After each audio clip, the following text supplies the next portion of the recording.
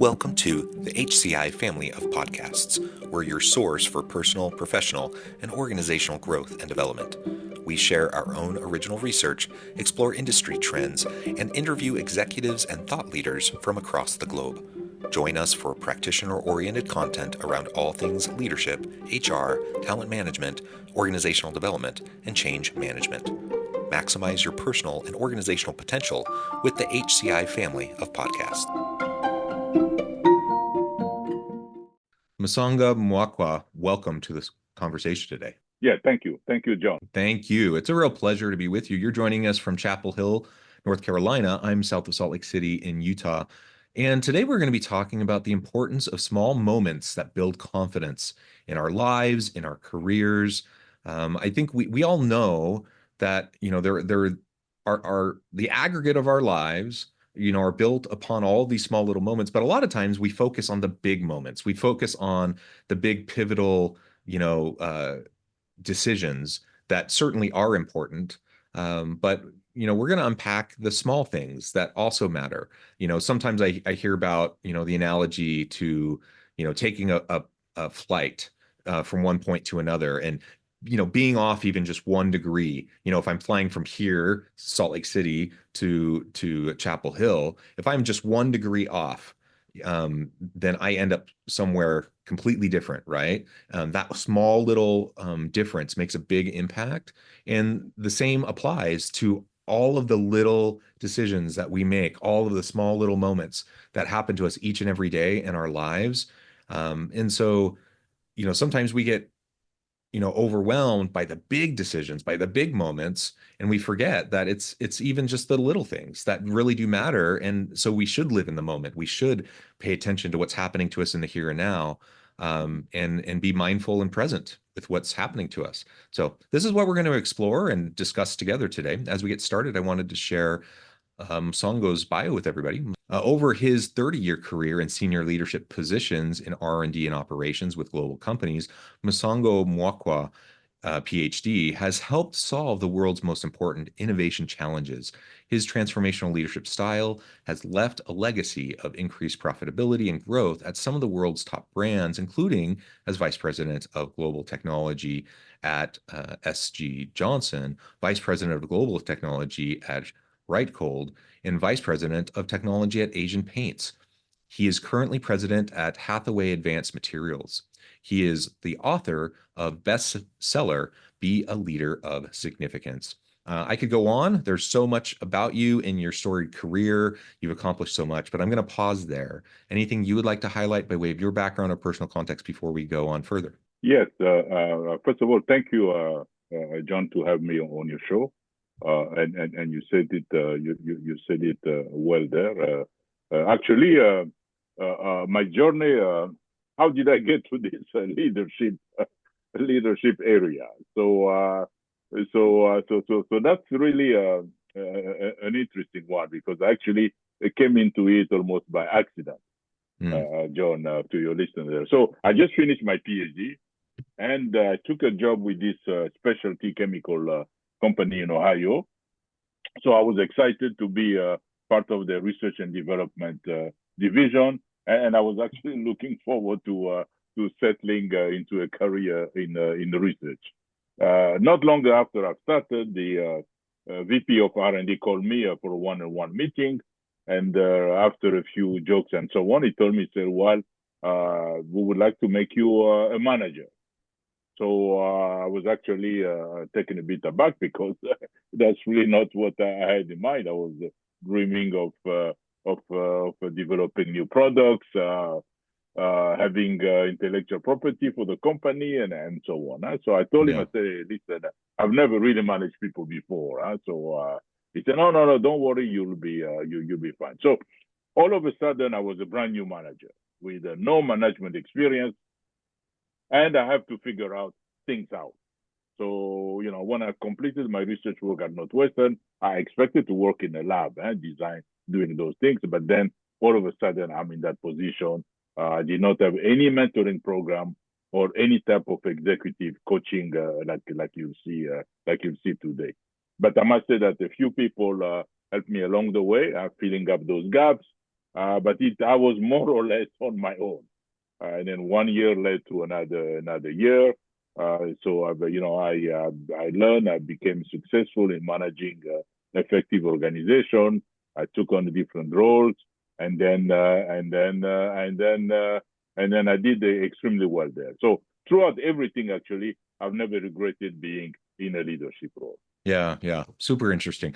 And I think that that's the case with a lot of leaders. I think a lot of leaders find themselves thrust into those positions. They find themselves in positions of authority and influence and leadership when that wasn't necessarily what they had planned. That wasn't necessarily what they had trained for, where they had seen themselves. You wanted to do research, and now all of a sudden you're leading teams. Now this all of a sudden you're leading people and you're leading an organization, and that's a an age-old story. I think lots of people who have areas of expertise and now they're leading people.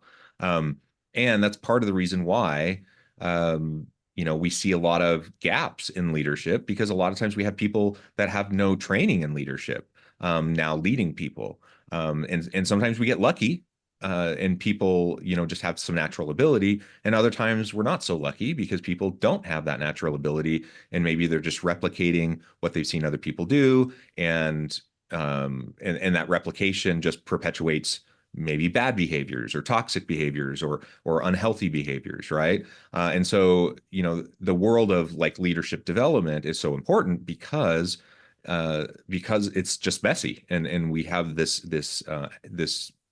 context in most organizations where your situation is pretty normal. Like we just have a lot of people that have expertise, a lot of people that get thrust into positions when that wasn't necessarily their plan.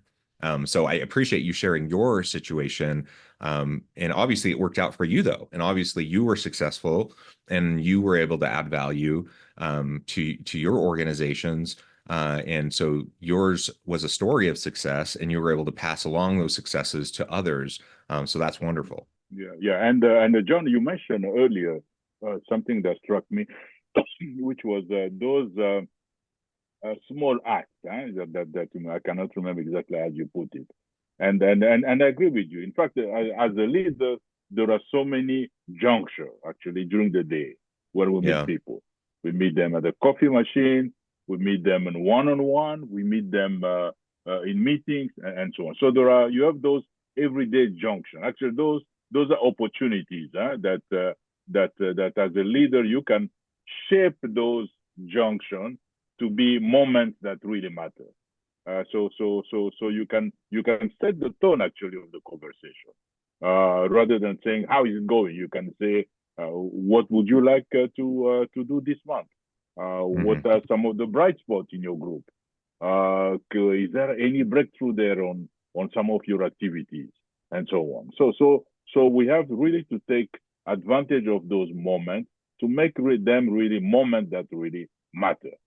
So that requires that obviously you as a leader, you have to be visible because people are not going to press something they don't or somebody they don't see. So that's certainly the truth. And then number two, you have to authentically connect with others. Right. So when they see the real you, that really strengthens the bond that you can have with them. They want to see you. It makes you.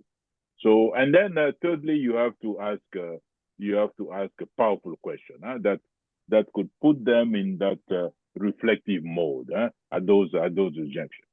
One of the things that I've learned in my career is that what really people are looking for is number one, the sense of belonging. I remember Mm. this chemist, a very bright individual, enjoys chemistry, and he had lots of invention for the company. And then one day by the coffee machine, I said, "What is it about our place of business that you love? Uh, why do you like working here?" So I was expecting him to tell me, "Oh, we are working on great chemistry. Are you giving us great project and so on?" What he told me, he said, "No. What I enjoy here is actually during lunchtime, I can play ping pong with the Joe." So so he said, "I really being able to play that with him during lunchtime because it gives me an opportunity to interact with him." Mm. So personal motivation can come from any angle. In his case, it was not really the money, even though he had a family to take care of, but really it was that sense of belonging, to be part of a thoughtful and energetic group. That was something that was extremely important for him because he was able to build the bonds with people, many of whom that he considered to be good friends. But the second one is that what people are looking for, they're looking for what psychologists are calling psychological safety. Yeah. So maybe the way of illustrating that is years ago I had a young lady she was in marketing, and then she got transferred in my group, and as we get to know each other and feeling comfortable, she related to me that when she was in the marketing department, her boss, in the beginning, she was invited in many meetings. He was getting her input and so on. And then over time, she was no longer invited in meetings. And then the rumor began to circulate that her job was not good and so on, and she was not really contributing and so on. Then my question to her was that did you go and talk to your supervisor, your boss, and so on? Why is it that you are no longer invited in meetings? Well, she replied to me, she said, I did not feel safe to raise that question. And she added, she said, I felt extremely invisible in that group. So that psychological safety is really extremely important that you as a leader, you need to create. In fact, it plays really a very powerful role in the science of failing, and that has been shown. It allows people to ask for help when they are over their head. It asks people to come and then talk about what they need, what are they are going through, and so on. So you need to create that psychological safety. So really, that was an extremely important. The third one is that the employee they would like to feel that they are valued, Mm-hmm. and what that means is that they want to. In fact, it's a fact of life, right? That and leadership that when people are noticed, they know someone cares. I remember this manager many years ago. Actually, he's the one who reminded me about this particular interaction. He told me that I was working through the corridor, and then I happened to see him, and I told him, I said, "Hey, John, I just want to assure you that I did not forget about you. So I still have you in my mind." And then I walked away. So he told me that that comment really made had an impact with him because he felt that at that time that I really care. And when people they know that somebody cares, then they feel valued, and when they feel valued, they really believe that they are indeed part of something much bigger than themselves. So it's just human nature. We all want to be loved. We really want to belong. We all want to be seen, actually. So those are the three elements there that I could perhaps share with your listeners. Yeah, well, I think those are three really, really important points. And connecting that back to how I introduced our conversation for today, none of those 3 points are like groundbreaking, huge things. It's not rocket science.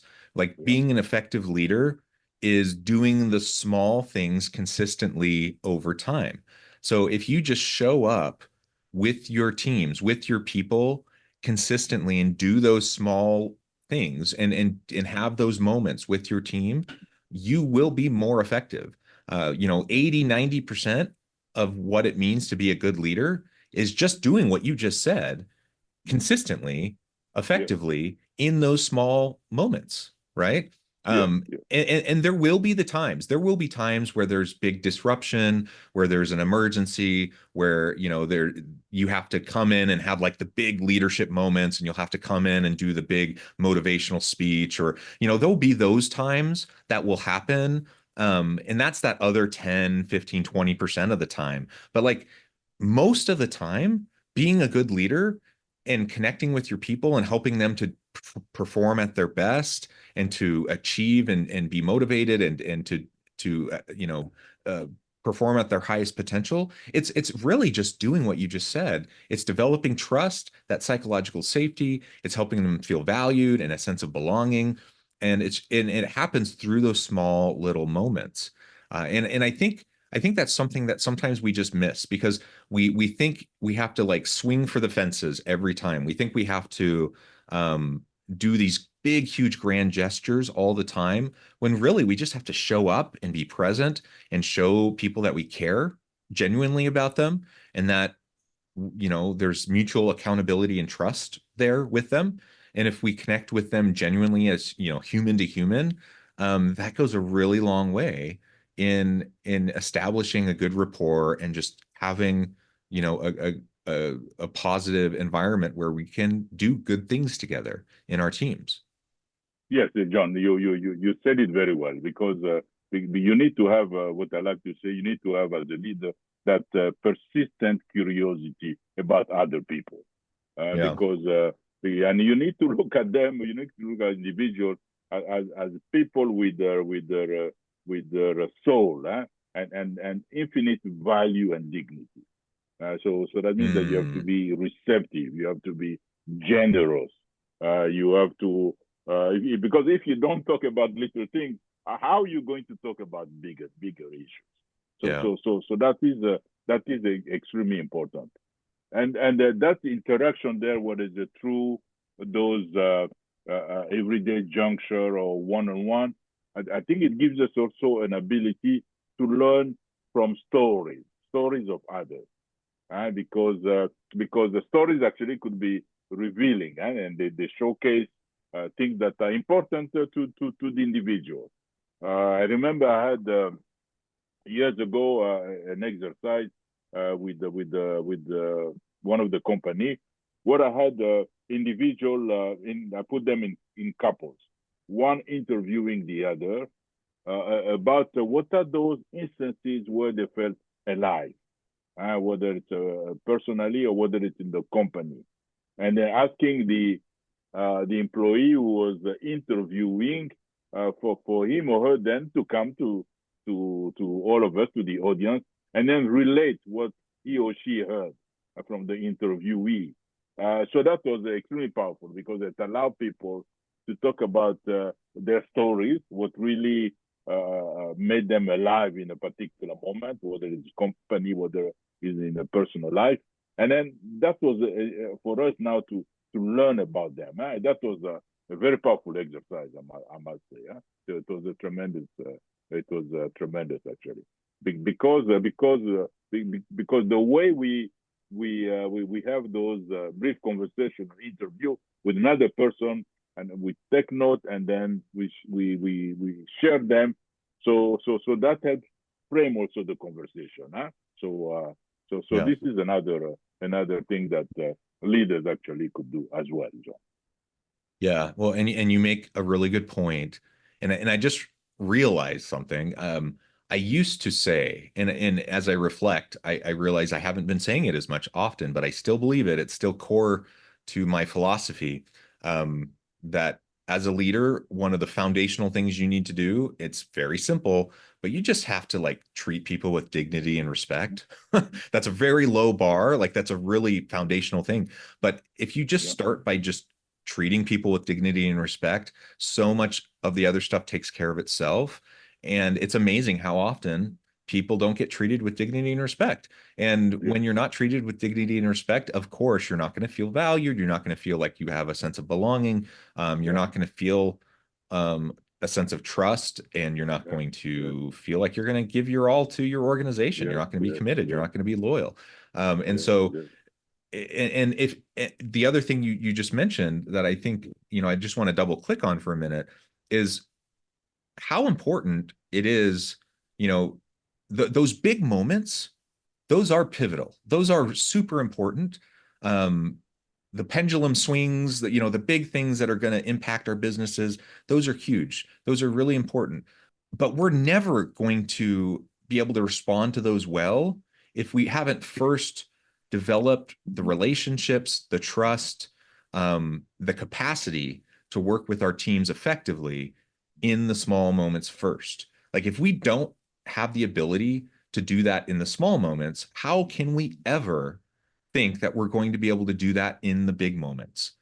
If people don't trust us in the day to day, if people don't feel like we genuinely care about them and that we treat them with dignity and respect in the small everyday interactions, how in the world do we expect for them to then all of the sudden, when we're experiencing a merger or an acquisition, or when we're, pivoting our some big strategic direction, or doing a new product launch, or like some big thing, like how do we expect them to buy into that and to trust us in those moments if we haven't earned their trust in the small moments? Like that sounds obvious, right? But it's amazing how often I see leaders like fall into that trap and then they're baffled. Like leaders just wonder, well, why don't they trust us? I'm like, well, you didn't earn the trust. You didn't earn the trust in the day to day and in the small moments. It should be obvious, but it's I guess it's not always obvious. Maybe we just need to remind ourselves of that. Yeah, yeah, and you're absolutely right, John, because it really comes down to leaders making the effort, to understand people at a deeper level than just saying, "Hey, what's up?" and so on. So that's really what it is. And and this reminds me a line in Amanda Gorman, a poem on the hill we climb. Mm. She says something like, "For there is always light, if only we are brave enough to see it." Huh? So I thought that line really emphasizes the courage and the role of individual to embody hope and life and light. Sorry. So it also at the same time encapsulates the essence of leadership, in my view.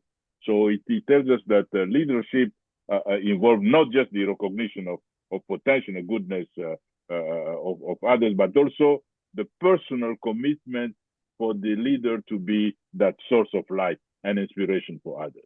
I always thought that's why on the cover of my book, which has been just incidental, that I have that light bulb there surrounding with those the other bulbs, light bulbs, and the leader who's there has to be the light, that he or she has to lit up all the other light bulbs. So that's just something that just occurred to me.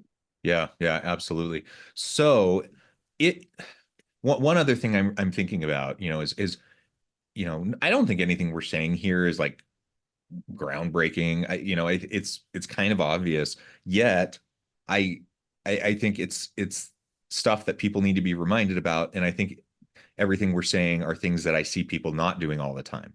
So, if it's so obvious, yet I see people not doing this all the time, and it's something that I think um, people just don't do consistently. Yeah, Kind of like I think it's more common that this isn't happening than it is common that it is happening. Um, yeah, it's more rare to not happen, right? Or it's more rare to happen than it is to not happen. And yeah. so if that's the case, why? That's my question. Why aren't people doing these simple little things if they really are pretty simple and if they really are so impactful? And as I think about that question, I think the main answer in my mind is probably one, consistency is hard. Anything that you're trying to do consistently is going to be hard, whether that's exercise, diet, getting a good night's sleep, anything like that. Anything consistently is hard.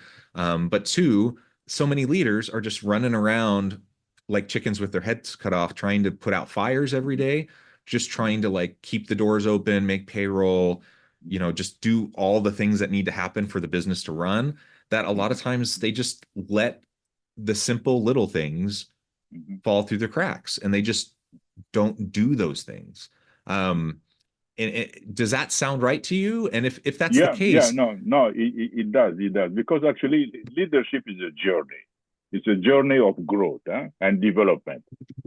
So us as a leader, we're actually going through that journey, so we are developing and so on. It's also about learning, adapting, and honing your skills. So yes, it does take effort, but it really calls for you as a leader to embrace a mindset that that really sees human connection at the foundation, because that opens up actually more opportunities. Yeah. People try to create this false dichotomy, like financial versus development of people. In reality, and that has been proven time and time and again, when the organization is fully engaged, the productivity is much, much, much higher. Yeah. People are there, they're happy, they come, they know they share the vision, they feel valued, they are producing more. Obviously, you can always get results by pressuring people and whatnot, threatening them and so on. But Yeah. you will never be able to sustain that level of productivity and engagement. So you are as a leader, because there are many leaders in my career I've seen, when they retire, nobody remembers them. Actually, nobody Yeah. remembers them. They remember how vaguely and so on. But those leaders who really touch the heart and mind of their employees, people do remember them. So today, when I meet with the people who used to work with me, quite often we don't talk about the great product that we have done or which customer we were able to acquire, but they usually talk to me about their experiences, how that particular product, when we took it to manufacturing and whatnot, this fellow who came up there without being asked, supported us, we got it done. I have that salesman who really introduced us to next phase for this toner product and whatnot. I traveled with him 100 times. It was really great and so on. This is what people actually remember, because and it has affected them so much that actually they would like to relive it, and they would like to Hmm. relive that experience again. So that's what people really are. I mean, nobody gets excited when you say we're going to increase market share by 10%. Nobody gets excited about that. But if Yeah. you tell them, hey, innovation. We're going to do something here that's going transformational, and whatnot. People, they can visualize it. They feel like they are part of that particular journey and so on. So that's really important. Yeah. But it's been most of the time very false dichotomy. I cannot do this because we need to deliver the numbers. No, no, no, no. You'll deliver even higher numbers if your people are engaged. Yeah. Yeah. Well said. Yeah. Well, Mosongo, this has just been a really great conversation. I know there's so much more we could say, but I also note the time and I need to let you go here in just a minute. Before we wrap things up, I just wanted to give you a chance to share with the audience how they can connect with you, find out more about your work, where they can find your book, and then give us a final word on the topic for today. Yes, no, first of all, thank you, John, for having me. A great conversation. I'm sure we could have spoken for another hour or so. I can feel your passion on this topic, and I'm equally passionate about this topic. But I could be, currently, I'm involved in a number of things. I'm actually also working on a second edition of another book that deals more with small business owners, how they can improve their financial and so on. But for your audience out there, they could find me on mosongomukwa.coach. They could go there and look at that. They can see all my profile there. If they just want the first chapter of my book on leadership, they can go to mosongomukwa.com. And there they can download a free chapter there. On the other website, they can actually download a book that I've written for small business owners. It's the full book is there for free download. Wonderful. Wonderful. And I'm on Thank LinkedIn as well. People can reach me out there. Excellent. Thank you again. It's been a real pleasure. I encourage the audience to reach out, to get connected, find out more about what Mosongo can do for you. And as always, I hope everyone can stay healthy and safe, that you can find meaning and purpose at work each and every day. And I hope you all have a great week.